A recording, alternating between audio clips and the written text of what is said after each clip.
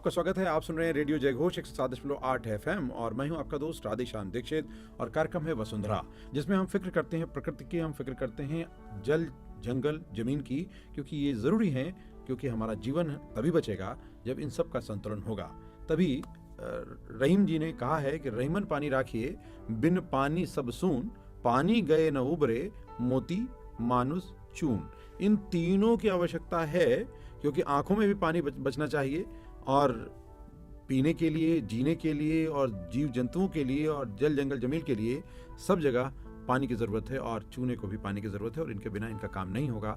हमारे लिए बहुत बड़ा संकट है और इस संकट पर चिंतन, मंथन, मनन और बुनियादी काम करना बेहद ज़रूरी है। जहाँ हम बात कर रहे हैं पानी की, क्योंकि पूरी दुनिया ये मान के चल रही है कि जो अगला विश्व युद्ध होगा वो पानी के लिए होगा। ऐसी स्थितियाँ देखने को मिल रही हैं। इसलिए वसुंधरा में आज 5 तत्वों में से एक पानी की बात, और वो भी डॉक्टर हीरालाल के साथ, जो कि वरिष्ठ IAS हैं और अभी नेशनल हेल्थ मिशन में आप महत्वपूर्ण दायित्व का निर्वहन कर रहे हैं, एडिशनल मिशन डायरेक्टर की भूमिका में। और इससे पहले आप जिलाधिकारी रहे बांदा में, और उससे पहले अलग अलग भूमिकाओं में बतौर CDO भी आपने काम किया अलग अलग जगहों पर। और उन सब अनुभवों की बुनियाद पर आपने पानी के संरक्षण, उसके उपयोग और साथ में उसके बारे में व्यापक समझ और सामुदायिक सहभागिता के लिए प्रयास किए हैं। आपका बहुत बहुत स्वागत हमारे स्टूडियो में। Thank you. पानी कितना बड़ा संकट है?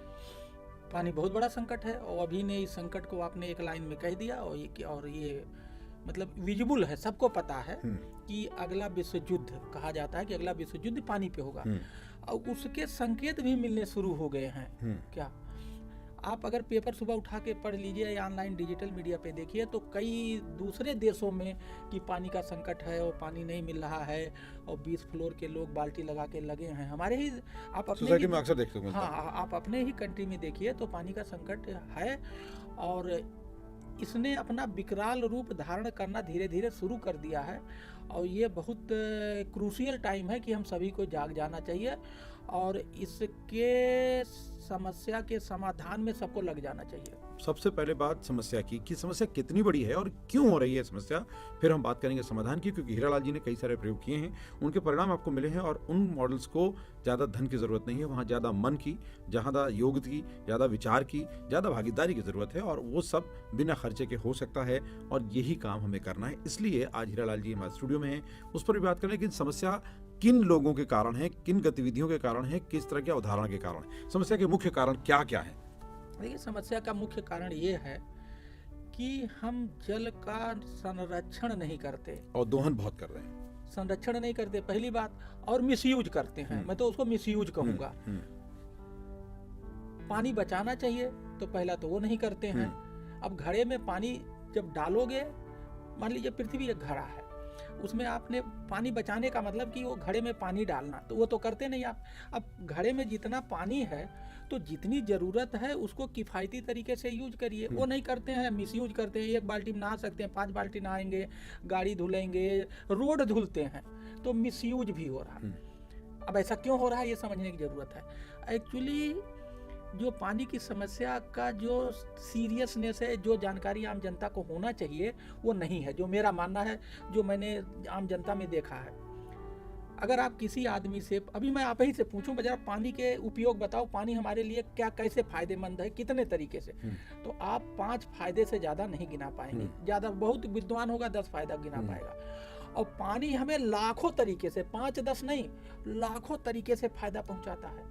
तो जो चीज़ हमें लाखों तरीके से, हजारों, लाख छोड़ दीजिए, 1000 मान लीजिए, हजारों तरीके से फायदा पहुंचा सकता है और हमें 5 और 10 फायदा मालूम है, जागरूकता की कमी। हाँ, तो जागरूकता कमी हमारे लिए वो इग्नोरेंस में है, हमारे लिए वो बहुत महत्वहीन हो गया। तो हीरालाल जी, एक बड़ा सवाल यहाँ भी अब आती है कि जब हम पूरे देश में, अगर हम आज 75 वर्ष का जश्न मना रहे हैं, पूरे देश में बहुत जागरूकता के लिए बहुत तरह के अभियान चले, बहुत तरह के काम हुए, बहुत तरह की योजनाएं चली, क्या कारण है कि लोग जागरूक नहीं होते? हाँ, इसका मतलब कि जो जागरूकता करने का तरीका है, जो उसका कंटेंट है, ये दोनों इफेक्टिव नहीं है। अगर मान लीजिए आप पढ़ रहे हैं और फेल हो रहे हैं या नंबर अच्छा नहीं उठ रहा है, तो इसका मतलब कि पढ़ाई में कुछ गड़बड़ है। तो आपने जो जागरूकता किया, उसके स्टाइल को और उसके कंटेंट को बदलने की जरूरत है।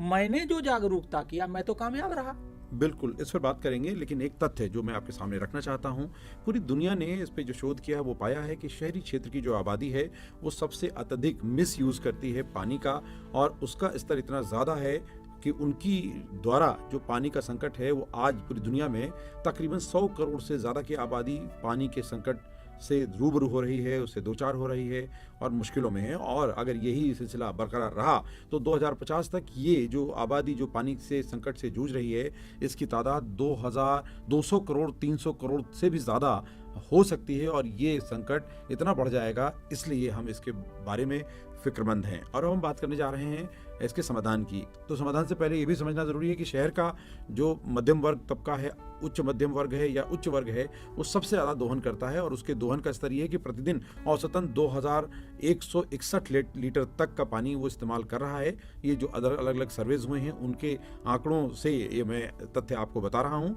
और जो आम आदमी, गरीब आदमी है जो अपने पानी का इस्तेमाल कम कर रहा है, उसकी औसतन खपत 150 से 175 लीटर प्रतिदिन की है। तो आप देखें कितना बड़ा अंतर है।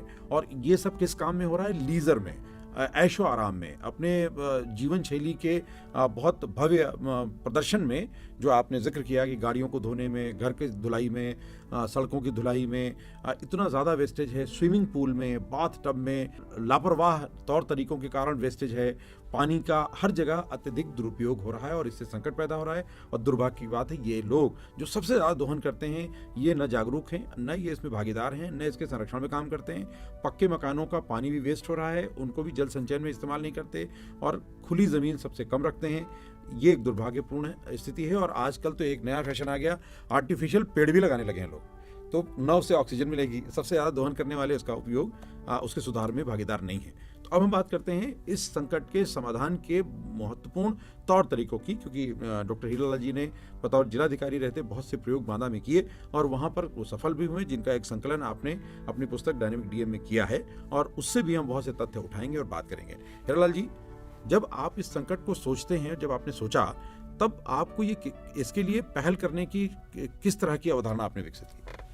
देखिए, ऐसा है कि अगर कोई समस्या है, जब आप किसी डॉक्टर के पास जाते हैं तो आपको वो तुरंत दवाई तो नहीं देता नहीं। कि लो दवाई लो, खाओ, जाओ, तुरंत तो दवाई नहीं लिखता बिल्कुल। है। वो पहले डायग्नोस करता है। हाँ, पहले वो 5-6 जगह कहेगा कि यहाँ जाओ खून की जांच कराओ, यहाँ जाओ पेशाब की जांच कराओ, यहाँ जाओ बलगम की जांच कराओ, यहाँ जाओ नाखून मैंने जांच कराता है। जांच के बाद वो फिर दवाई लिखता है, देखता है बीमारी कौन है। यही काम मैंने किया।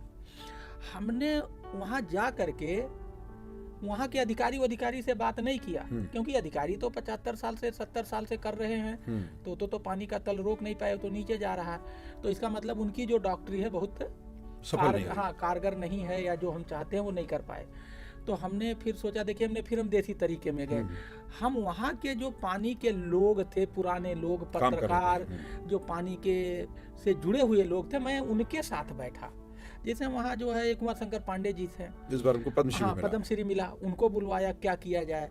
वहाँ एक जो है भाई हैं, वो खेत तालाब का प्रोग्राम चलाते हैं, उनको बुलाया कि भाई क्या करते हो। बहुत सारे पत्रकार जो बात करते थे पानी पे, उनको बुलाया। वहाँ जो विशेषज्ञ थे उनको बुलाया। जो लोग पानी में रुचि रखते, इन सब से हमने पूछा। तो उन्होंने कहा, साहब ये पानी की समस्या। हमने कहा, अच्छा बताइए, पहले पानी की समस्या ज़्यादा थी, अब है? कहने लगे, अब ज़्यादा है, पहले कम थी। तो हमने कहा, कैसे कम थी? कहने, साहब हम लोग कुआं तालाब पानी से पीते थे तो हमारी समस्या नहीं थी। तो अब क्या हो रहा, कई लोग साहब तो कुआं तालाब नदी किनारे जाते नहीं है, कुआं तालाब भूल गए हैं, तो कब्जा कर रहे हैं, पाटे दे रहे हैं। तो समस्या ये है कि अगर कुआं तालाब नदी मिल जाए तो पानी की समस्या सॉल्व हो जाएगी। सॉल्व, बस इतनी सी बात है। तो हमने कुआं तालाब नदी जियाओ अभियान चलाया और उनको ठीक करने लगा। और आम जनता जो कुआं तालाब नदी को भूल गई थी, वो कैसे याद करे, कैसे कनेक्ट करे दोबारा, कैसे उनसे प्यार करे, कैसे उनको से अपनी रिश्तेदारी बढ़ाए, इस पर सोचना शुरू किया। 18-20 प्रोग्राम किए और धीरे धीरे जनता कुआं तालाब नदी से जुड़ने लगी, प्रेम करने लगी और उसकी देखरेख करने लगी, और कुआं तालाब उन्हें पानी देने लगा। समस्या का समाधान हो गया। बहुत महत्वपूर्ण बात आपने बताई है। कुआं, तालाब और नदी, इन सबको जियाना बहुत ज़रूरी है, क्योंकि ये जल संरक्षण का काम करते हैं, जल संचयन का काम करते हैं, और इसमें ज़्यादातर प्राकृतिक स्रोत जो होते हैं, जो बारिश का पानी है उसका संचित होता है, और उससे हमारी वाटर बॉडी का पानी बढ़ता है और हमारा खतरा घटता है, और ये करना ज़रूरी है। लेकिन हमारे अत्यधिक लोभ के कारण हमने कुओं को पाट दिया और उसके जो प्राकृतिक स्रोत हैं उनको बंद कर दिया। तालाबों पर कब्जे की ऐसी होड़ लगी हुई है कि आज हज़ारों तालाब हर शहर में कब्जे के शिकार हुए हैं, उनमें बड़ी बड़ी अट्टालिकाएँ बन गईं, और ये लोभ बहुत बड़े खतरे को दावत देता जा रहा है। जबकि जो एनजीटी की गाइडलाइंस हैं, यानी नेशनल ग्रीन ट्रिब्यूनल की गाइडलाइंस हैं, जितने भी वाटर बॉडीज़ हैं वो जीने के लिए एक मूल अधिकार के तौर पर संपूर्ण सृष्टि के जीवों का अधिकार हैं, और उस पर किसी का कब्जा नहीं हो सकता, और सरकार भी उसकी कस्टोडियन है, यानी रक्षक है। सरकार भी किसी नीति के तहत उस पर कब्जा नहीं कर सकती या उस पर निर्माण नहीं कर सकती। बाद के समय में उसमें थोड़े संशोधन किए गए, और ये ज़रूर किया गया कि बहुत आवश्यक होने पर, जब कोई रास्ता न मिले, तब यदि आप किसी तालाब या कुएं या ऐसी किसी वाटर बॉडी का उपयोग सड़क के निर्माण में कर रहे हैं, तो उसके लिए बहुत महत्वपूर्ण है कि पहले उससे बड़े क्षेत्र का आप जीवित करें, और साथ में वहाँ पर उस तरह की बॉडी विकसित करें, और उसके जो फाइन है लगा करके, और उससे वहाँ पर पूरा प्राकृतिक अवधारणा को विकसित करें, और इसकी डॉक्यूमेंट को एनजीटी में सबमिट करें, तब आप कोई परिवर्तन कर सकते हैं। लेकिन कम इसका अनुपालन हो पा रहा है, और जो इसके कस्टोडियन हैं वो गुनाह की सूची में सर्वोच्च स्थान पर हैं। उसमें सरकारी तंत्र भी जिम्मेदार। मैं तंत्र की बात कर रहा हूँ। सरकार का प्रयास है कि लोग जागें, लेकिन तंत्र जो व्यवस्था है उसमें कई लोग अपनी भूमिकाओं का निर्वाह नहीं कर रहे हैं। और इसी तरह एक भूजल सेना, चूंकि आप जिलाधिकारी रहे हैं, भूजल सेना की व्यवस्था सभी जनपदों में की गई है, ताकि भूगर्भ जल के संरक्षण के लिए जन भागीदारी को करा सकें। डॉक्टर साहब, ये जो नीतियां हैं, जो व्यवस्थाएं हैं, उनमें जन भागीदारी बहुत कम हो पाती है। आपने एक जिलाधिकारी की भूमिका में कुछ प्रयास किए हैं, तो क्या कारण है कि उसमें भागीदारी हुई, और क्या कारण है कि भागीदारी नहीं हो पाती? हाँ, देखिए ऐसा है कि जब आप एक अधिकारी बन के, जैसे बहुत सारे विभाग हैं, माइनर इरिगेशन है, सिंचाई विभाग है, और भूमि संरक्षण विभाग है, पानी को बचाने के लिए बहुत सारे विभाग हैं जिनका काम ही यही है कि ये जल निगम है, ये सब क्या करते हैं, आम जनता में बतौर अधिकारी जाते हैं, ठीक है, और जा करके ये कर लो, ऐसे कर लो, ये हो गया, वो हो गया, ठीक है। इन्होंने अपना फरमान जारी किया, तो भैया आम जनता तुम्हारी कोई जो है बधुआ मजदूर तो है नहीं ना, तुम्हारी गुलाम है क्या कि तुम्हारी हर फरमान को मानेगी। जब एक सरकारी अधिकारी कर्मचारी अपने आदेशों को नहीं मानता है तो आम जनता है। तो मैंने जो मेरे समझ में है, जो मेरे सफलता का राज है, कि सरकार और समाज के बीच कनेक्ट नहीं है, एक गैप है। बहुत महत्वपूर्ण बात, सरकार और समाज के बीच में कनेक्ट, यानी आपसी समन्वय, आपसी समझ, आपसी सहभागिता और आपसी जिम्मेवारी नहीं है। नहीं, तो हमने इसको ठीक किया। सरकार तो है ही है, हम तो सरकार को रिप्रेजेंट ही करते हैं, लेकिन जब मैं वहाँ एज ए डीएम रहता हूँ तो मैं अपने अधिकारी से कहता हूँ, भाई मैं आपकी तरफ नहीं हूँ, मैं समाज की तरफ हूँ, मैं जनता की तरफ हूँ। बस हमने पाला बदल लिया।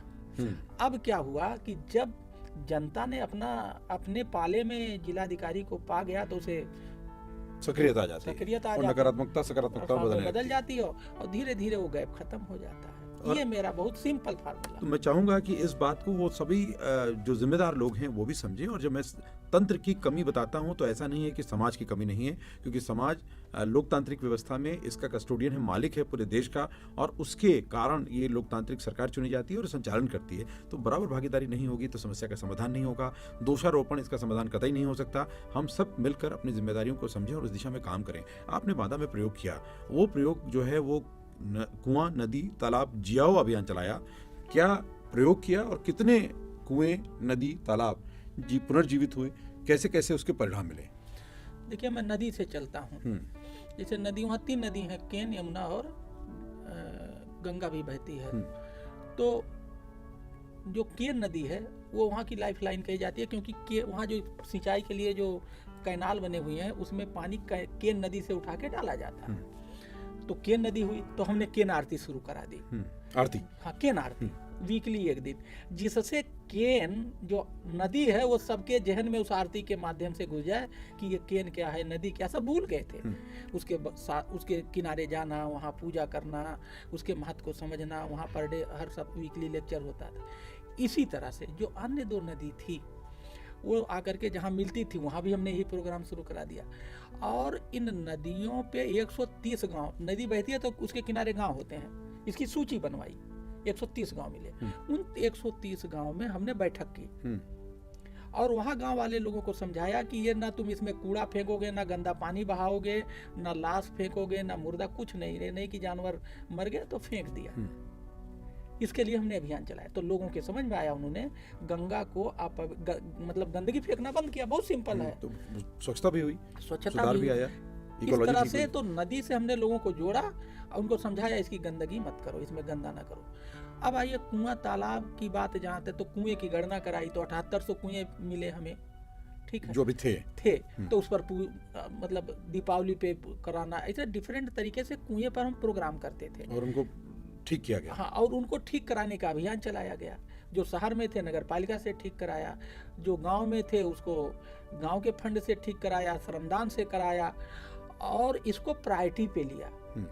लोगों को पानी की समस्या तो है। अब वहाँ जो है, जो हमारे जनप्रतिनिधि थे वो पानी को छोड़ के किसी दूसरे मत पे खर्च करते थे। अब उसके पीछे रीजन बहुत ओबियस होता है, कोई न कोई हिडन एजेंडा होता होगा, इसलिए करते हैं। हमने एज ए डीएम कहा कि ये प्रायोरिटी है, पहले पानी नहीं रहेगा तो तुम जिंदा नहीं रहोगे, तो पहले पानी पे खर्च करो, फिर बचे रोड और ये सब खड़ंजा पे जाओ आप। तो जब वो देखा कि एक डीएम साहब, अच्छा मेरी बात तो वाजिब है, आम जनता इसको जानती है, वो भी जानते हैं, तो सब लोग जो इधर उधर फंड को ले जाते थे, खड़ंजा पड़ंजा ये सब, वो पानी पे खर्च होने लगा। कुएं की सफाई, कुएं की रंगाई, कुएं का पुनर्जीवन। इसी तरह से अब आप तालाब पे आइए।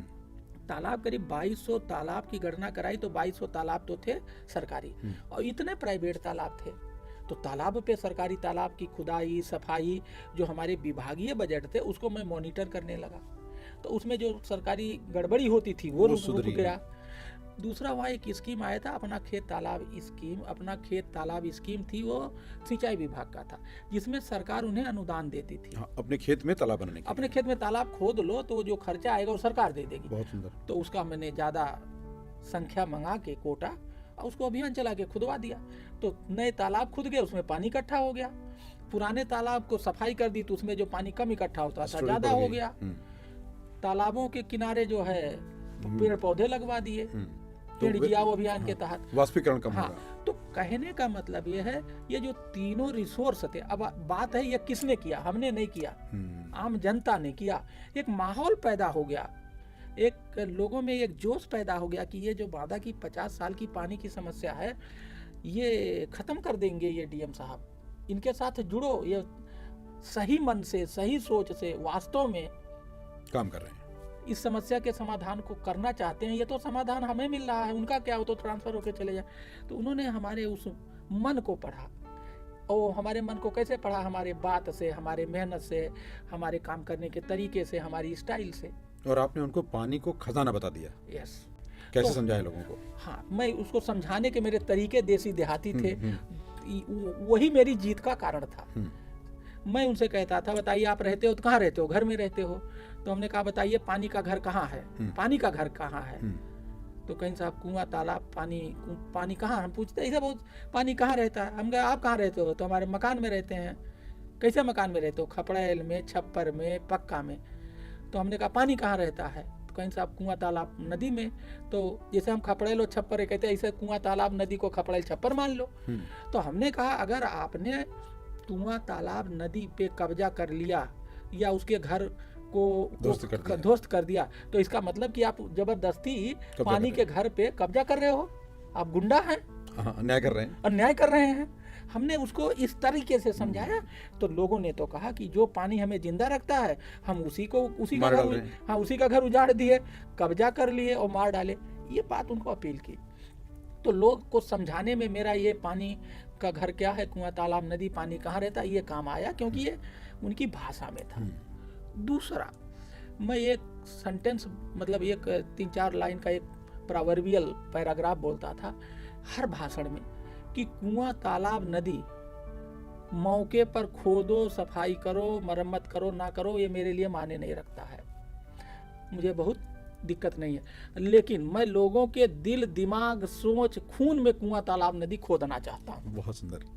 इसका एक आशय था मेरा कि एक बार लोगों के दिल, दिमाग, सोच, खून, शरीर में कुआं तालाब खोदने का मतलब बस जाना, उसके सोच में आने लगा नहीं कुआं होना चाहिए, नदी होना चाहिए, साफ रहना चाहिए, इसके बिना हमारा जिंदगी, मतलब मेरा आशय खोदने का ये जागरूकता था। से था। हाँ, तो जब अगर एक बार ये दिल दिमाग सोच में आ जाएगा तो फिजिकली खोदेगा ही। बिल्कुल।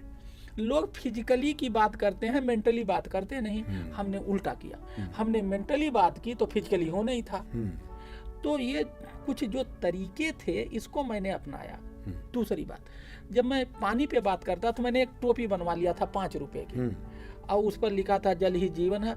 और जब डीएम टोपी पहन के घूम रहा, जैसे वो स्वतंत्रता की लड़ाई में गांधी टोपी एक सिंबल बन गया, तो हमारा पानी का सिंबल वो हरा टोपी, वही पानी वाले कलर में हमने टोपी। हम जब कोई बैठक करते थे तो 5 रुपया की टोपी थी, तो वहाँ अगर 100 लोग हैं तो 100 टोपी पहने, तो एक माहौल बनता था। वो अपने आप लोगों से कहता था पानी बचाओ, पानी पे काम करो। तो हमने एक टोपी, पानी का टोपी 5 रुपया वाला ले करके उस टोपी से लोगों के दिलों और दिमाग में पानी की जागरूकता घुसेड़ दी। ये बहुत महत्वपूर्ण काम है, क्योंकि जन भागीदारी के बिना इस संकट से मुकाबला करना बहुत मुश्किल है। दुनिया के तमाम ऐसे देश हैं जहां भूगर्भ जल 2 किलोमीटर से भी नीचे जा चुका है या समाप्त हो चुका है, वो अब आदमी की रीच में नहीं है। चेन्नई शहर भी उसी में से एक है। और इस तरह अब भारत के बहुत से शहरों में भूगर्भ जल लगातार नीचे गिरता चला जा रहा है, और अगर ये स्थिति रही तो शायद हमको पीने के पानी के लिए भी संकट से सामना करना पड़ेगा। और अगर हम इस बात के लिए खुशफहमी के शिकार हैं कि हमको तो बोतलबंद पानी मिल जाता है, तो ये बोतलबंद पानी भी भूगर्भ जल के अवशोषण से बनता है, मिलता है आपको। और अगर भूगर्भ जल नहीं रहेगा तो ये पानी भी दुर्लभ हो जाएगा, और पानी इतना महंगा हो जाएगा कि आप कमा कर भी उसकी पूर्ति नहीं कर सकते। तो इसलिए जो हीरालाल जी ने प्रयास किया, वैसा प्रयास हर शहर, हर गांव, हर मोहल्ले में होना जरूरी है। हर जनपद को इसमें भागीदार होना जरूरी है। तो भूजल सेना के जिम्मेदार साथियों को भी जागना जरूरी है, व्यवस्था के लोगों को भी जागना जरूरी है। और ये हर रोज का काम है, किसी दिवस, किसी विशेष दिन या किसी विशेष समय के लिए नहीं, बल्कि हर दिन इस पर काम करने की जरूरत है। और जब हम ऐसा काम करेंगे तो हम इसमें ज्यादा लाभ, ज्यादा परिणाम, ज्यादा सहभागिता हासिल कर पाएंगे। आपने इसमें बहुत से मनोरंजक कार्यक्रम और राजू श्रीवास्तव को भी जोड़ा। यस, ये मनोरंजन का पानी से क्या रिश्ता? यस, देखिए, अगर किसी से काम लेना है, किसी को समझाना है, किसी को पटाना है, हम उसको बहुत सरल भाषा में पटाना बोलते हैं जी। तो अगर किसी से काम लेना है, किसी को समझाना है, किसी को पटाना है, तो उसे हंसा हंसा के करना होगा। और राजीव जी हमारे जो हैं, जो नहीं है, मैं उनका बड़ा शुक्रगुजार हूँ कि वो आए और खूब मेहनत की। उनको पूरे दिन मैंने खूब इसी में, तो अब बहुत बड़ा एक, क्योंकि वो अट्रैक्टिव आदमी थे ही, उनसे आदमी अट्रैक्ट होता था, तो पानी पे हमने उनका जो है प्रस्तुतिकरण पूरा कराया। और उन्होंने पानी को ले करके खूब लोगों को हंसाया, और पानी हंसाते हंसाते पानी बचाओ, पानी को बर्बाद ना करो, लोगों के दिमाग में घुसेड़ दिया। तो उन्होंने जो पानी कंजर्वेशन, पानी का मिसयूज कैसे ना हो, ये जो आइडिया घुसेड़ा, वो हंसा के घुसेड़ा। क्योंकि कोई चीज कारगर तभी है जब उसको हंसा के और एक अच्छे वातावरण में समझाओ। ये मेरी मंशा थी। सरल, सहज और समझ में आने की स्थिति में लाना होगा, और ये सब समझ आपके घर से शुरू होनी चाहिए। हर व्यक्ति अगर अपने घर में इसके संरक्षण पे काम करे, तो अगर आपका एक एक गिलास पानी भी वेस्ट हो रहा है तो आप उसे बचा सकते हैं। आप अपने घरों में आसपास जो खाली जगह हैं वहाँ पर ज़्यादा पेड़ लगाएंगे तो जो तापमान है वो भी कम होगा, और इससे जो पेड़ पौधे हैं वो बचेंगे। पेड़ पौधे बचेंगे तो अवशोषण बढ़ेगा धरती में पानी का, और वो सब होगा तो भूगर्भ जल संचित होगा। अभी हम कंक्रीट के जंगलों का समर्थन कर रहे हैं, बड़ी बड़ी अट्टालिकाओं का समर्थन कर रहे हैं, बड़ी बड़ी गाड़ियों का समर्थन कर रहे हैं। इन्हें घटाना होगा ताकि हम जो पानी की ज़रूरतें हैं उनको भी घटाएं, और जो इतनी भी ज़रूरत है उसका समुचित संतुलित उपयोग करें। अगर ऐसा करेंगे तो परिणाम हमें बेहतर मिलेंगे, और जो बड़े खतरे हैं उससे हमें जूझना नहीं होगा। और आने वाली पीढ़ी की फिक्र भी हमें करनी है। जैसे माँ बाप अपने बच्चों के लिए फिक्र करते हैं, संचित करते हैं, धन भी संचित करते हैं, व्यवस्थाएं भी करते हैं, ताकि उनको जीवन में संकट का सामना न करना पड़े। तो टेक अवेज के तौर पर हम ज़रूर जानना चाहते हैं कि हीरालाल जी बताएं कि लोग हर स्तर पर, चाहे वो व्यवस्था के लोग हों, चाहे वो समाज के लोग हों, विद्यालय हों, महाविश्वविद्यालय हों, या ऐसे और जो कॉर्पोरेट हाउसेज हैं, वो क्या क्या स्टेप लें? देखिए, मेरा तो ये मानना है, हर व्यक्ति जितना ऑक्सीजन लेता है, ऑक्सीजन पेड़ से मतलब तो उतना आप पेड़ लगा दो, जितना ऑक्सीजन चाहिए उतना ऑक्सीजन जितने पेड़ से, 2 पेड़ से, 3 पेड़ से, उतना पेड़ लगाइए। और जितना पानी आप पीते हो पूरे साल में, उतना पानी आप बचाइए। अब पानी आपको कब बचाने को मिलेगा? बरसात में। तो आप बचा तो बरसात में ही सकते हो, और बरसात के अलावा मिसयूज करके आप बचा सकते हो, मिसयूज को रोक के बचा सकते हो। तो हर आदमी जितना पानी पीता है या यूज करता है पूरे वर्ष में, उतना उसे बचाना चाहिए, चाहे वो वर्षा जल को संरक्षित करके बचाए या मिसयूज रोक के बचाए। ये हर आदमी को ये है। अभी आपने एक बात बहुत बढ़िया कही कि हम अपने बच्चों के लिए मकान बना देते हैं, जमीन खरीद के देते हैं, बैंक बैलेंस देते हैं। अब हमें अपने बच्चों के लिए पेड़ भी विरासत में देना चाहिए क्या, और वाटर बैलेंस और पानी भी देना चाहिए। इसका खाता खोलना होगा यस, कि आपने हर साल कितने पेड़ लगाए, आपके खाते में दर्ज होना चाहिए। और अपने बच्चों को लिख करके जाएं कि देखो ये मैंने लगाया है, अब आगे तुम्हारे लिए और तुम्हें से बचाना है, और लगाना, हाँ इतना ही तुमको भी लगाना है। इसी तरह पानी भी जितना इस्तेमाल कर रहे हैं उसको बचाना है। अब इसमें एक दुश्वारी आती है, जो वाटर रिचार्जिंग की जो तरीके हैं वो काफ़ी आधुनिक हो चुके हैं और अब उसमें लोगों की जागृति तक पहुँच बढ़ी है, लेकिन अभी इस पर अमल कम हुआ है। तो ये जो वाटर रिचार्ज है, भूगर्भ जल के संचयन का काम करना है, इसके लिए अमूमन लोग लापरवाह रहते हैं, जैसे अपने जीवन के लिए लापरवाह रहते हैं। अब ये देखने में आ रहा है भागदौड़ की ज़िंदगी में लोग खाने पर कम समय दे रहे हैं, बाकी सारे काम में सबसे ज़्यादा समय दे रहे हैं। तो ये जो हमारी जीवन शैली जनित समस्याएं आई हैं, इस पर कैसे परिवर्तन बदला जाए? इसके लिए मेरे जो अपना व्यक्तिगत मानना है, जो मेरी समझ है और जो कामयाब जो मैंने करके देखा है, इसके लिए सबसे बढ़िया फोर्स स्टूडेंट है। वो चाहे प्राइमरी का हो, चाहे मिडिल का हो, चाहे किसी क्लास का हो। क्यों? स्टूडेंट को हम सिखाते हैं, क्या सिखाते हैं? तो एक थियरी सिखाते हैं, एक प्रैक्टिकल सिखाते हैं। अगर हम स्टूडेंट को शुरू से जल, जंगल और जमीन का प्रैक्टिकल कराएं तो क्या होगा? एक तो वो प्रैक्टिकल करेगा तो बचेगा, हमारा ये संरक्षण भी होगा। दूसरे उसकी जहन में आ जाएगा, तो जब वो अपनी जीवन शुरू करेगा तो उसके सोच में है वो करता रहेगा। तो मुझे जो लगता है वो जो मैं करता हूँ, मैं स्टूडेंट को इस मामले में बहुत यूज करता हूँ। जैसे मैंने क्या किया कि मैंने मेरे जो 8 शहर थे वहाँ, उनके शहरों में जो स्कूल थे उसकी सूची बनवाई। और सूची बनवाने के लिए हमने स्टूडेंट से कहा स्कूल के माध्यम से कि आप अपने घर में एक गड्ढा खोदो। पहले उनसे हमने गड्ढा 2 महीना खुदवाया, इस पर खूब चर्चा कराया। अब मान लीजिए कोई बच्चा शहर में रह रहा तो गड्ढा कहाँ खोदेगा? प्राइवेट मकान में किराए पर रह रहा, मान लीजिए उसकी फैमिली। तो हमने कहा तुम्हारे पास डालडा या टीना या जो भी हो, 5 रुपया के वो खरीद लो कंटेनर, और उसमें मिट्टी और गोबर डाल दो, वही उसमें भी पौधा होता है। तो हमने ऐसे जो है, जहाँ जमीन था वहाँ गड्ढा खोदो, जहाँ जमीन नहीं हो तो इस तरह से कंटेनर, कोई भी पुराना बर्तन हो, चाहे वो स्टील का हो चाहे प्लास्टिक का, उसमें मिट्टी डाल के और फिर हमने नगर पालिका के मद से उनको 2 महीना, जब उनके दिमाग में जब पूरी तैयारी हो गई, उसका फोटो मंगवा लिया। हमने ये सब जान के किया, जिससे पौधे का महत्व की गड्ढा कैसे खोदो, उसमें गोबर कितना जाना चाहिए, इस पर लेक्चर करवा दिया भेज के एक्सपर्ट को। जब उनका गड्ढा उड्ढा तैयार हो गया, हमने कहा अपने मोबाइल से फोटो ले आओ। ये सब करता था जिससे कि उनके दिमाग में इसका महत्व हो। ये लर्निंग मोड में था, प्रैक्टिकल करा रहा था। फिर हमने जब बरसात सीजन शुरू हुआ तो नगर पालिका से बड़े बड़े पेड़, छोटे पेड़ नहीं, बड़े बड़े पेड़ मंगवा के दे दिया। उसका पेमेंट नगर पालिका ने किया और पौधा हमने भिजवा दिया विद्यालय में। विद्यालय से को बच्चे को मिल गया, बच्चा ऑलरेडी तैयारी है ही लगाने की, पौधा लगा दिया। अब ये देखिए हमने 2 काम किए। बच्चे को पेड़ का महत्व कैसे लगता है, गोबर बर्तन क्या होगा, उसका घर में सब चीज की जानकारी होगी, और बच्चा। और फिर हमने कहा हर महीने उस वो पौधे का वो लूंगा फिजिकल फिटनेस, कि वो बढ़ रहा है कि नहीं बढ़ रहा है। तो इस तरह से मैंने बच्चों को पेड़ लगाने की बात की, एक बात। दूसरी बात, इसी तरह से मैंने स्कूल में जल संचयन का यंत्र की पानी पूरे स्कूल के कैंपस का एक गड्ढा खुदवा के, और उसको पैसा होता ही है, हर स्कूल में खुदवाया, और पानी बरसात का आता था, पहले छोटे गड्ढे में, फिर छोटे गड्ढे में, और बढ़िया पानी। और उस स्कूल के बच्चों को दिखाया। हमने कहा ऐसे आप अपने घर में भी प्रचार करो कि आपके घर में आपके पिताजी और आपके लोग मिलके ऐसा करें।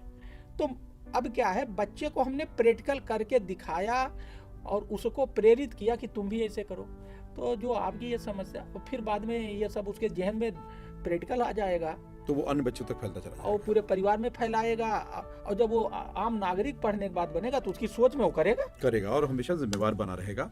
और ये सब बातें बेहद ज़रूरी हैं। इस पर ये केवल ये मनोरंजन के लिए नहीं है, केवल आपको सुनाने के लिए नहीं है, इस पर अमल भी करना है। डॉक्टर साहब, आप रोचक तरीके से बातों को रखने के लिए बहुत कोशिश करते हैं और नजर आलम की नज़र से भी कुछ आप सुनाना चाहते हैं। जी जी, देखिए हमने जब ये डायनेमिक डीएम की किताब लिखी तो इसमें जो सब चैप्टर डाले हैं, तो नजर आलम साहब वहाँ के एक उर्दू के बहुत बड़े शायर और बड़े शानदार आदमी हैं और अच्छे इंसान हैं। तो जब हमने इस किताब को लिखना शुरू किया तो ये हुआ कि इसको रोचक और इंटरेस्टिंग बनाने के लिए कुछ उसी विषय से 4 लाइन लिखाया जाए। तो हमने नजर आलम साहब से कहा कि हर चैप्टर में, क्योंकि वो हमारे हर अभियान में जुड़े थे, तो पानी में उन्होंने जो 4 लाइन दिया है, जिसको कि मैंने पानी के चैप्टर में ये देखिए ये हमने लिखा है, वो 4 लाइन है। इससे वो पूरा समअप करते हैं, पूरे अभियान को समअप करते हैं। पानी बड़ा सवाल था बांदा की जमी पे, पानी बड़ा सवाल था बांदा की जमी पे, जीना बड़ा मुहाल था बांदा की जमी पे, मैंने फिर इस सवाल को शर्मिंदा कर दिया, सूखे कुएं तालाब को फिर जिंदा कर दिया। नजर आलम, क्या बात है। तो मतलब इन्होंने उस पूरे अभियान को इस 4 लाइन में अभिव्यक्त कर दिया, हाँ, बांध दिया, और ये सभी ने बड़ा अप्रिशिएट किया है। और पूरे अभियान का एक तरह से कहिए संक्षिप्त में जिस्ट है। साथियों, आपने आज के वसुंधरा कार्यक्रम में जो चर्चा सुनी है, ये विषय था पानी का, और पानी का विषय हम सबके लिए ज़रूरी है और बहुत महत्वपूर्ण। जो आपने सुझाव दिए हैं, जो प्रयोग किए हैं, जो परिणाम मिले हैं, वो बहुत उत्साहजनक हैं और बुनियादी तौर पर ऐसे परिणामों की बहुत ज़्यादा आवश्यकता है। इसलिए आप सब अपने घर में, अपने दफ्तरों में, अपने मोहल्ले में, अपने गाँव में, अपने शहर में, अपने जनपद के अधिकारियों के साथ इस पर मुहिम चलाएं, प्रयास करें, काम करें, और जिस विद्यालय में आपने पढ़ा है वहाँ पर भी एक बार जाएं और लोगों को जोड़ करके ऐसी टीम बनाएं जो जल संरक्षण के लिए समर्पित हो, क्योंकि जल है तो कल है, और अगर कल नहीं बचेगा तो हमारा सब कुछ चला जाएगा। इसलिए जीवन को संरक्षित करने के लिए पानी का संरक्षण बेहद जरूरी है। वसुंधरा में एक जिम्मेदार नागरिकों की ये भागीदारी हमारी अपील के साथ जुड़ी हुई है, तो आप सब भी जागें और दूसरों को भी जगाएं। सुनते रहें वसुंधरा और रेडियो जय घोष। अगले अंक में बात करेंगे किसी और विषय पर, अन्य विशेषज्ञों के साथ। डॉक्टर हीरालाल भी हमारे साथ होंगे और आपकी फीडबैक भी हमें चाहिए होंगे। दीजिए अनुमति आज डॉक्टर हीरालाल को और मुझे, अपने दोस्त राधेश्याम दीक्षित को बहुत बहुत धन्यवाद, और सुनते रहिए रेडियो जय घोष। थैंक यू, शुक्रिया, धन्यवाद आपका। जय